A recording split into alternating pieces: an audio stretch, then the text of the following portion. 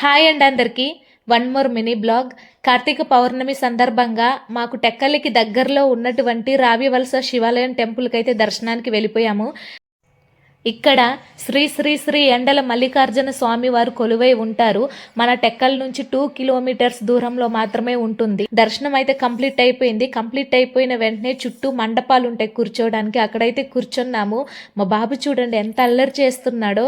ఈ లోపల వాళ్ళ నాన్నగారు ప్రసాదం తీసుకొచ్చారు. ప్రసాదం తీసుకురాగానే లాక్కొని మరీ తింటున్నాడు.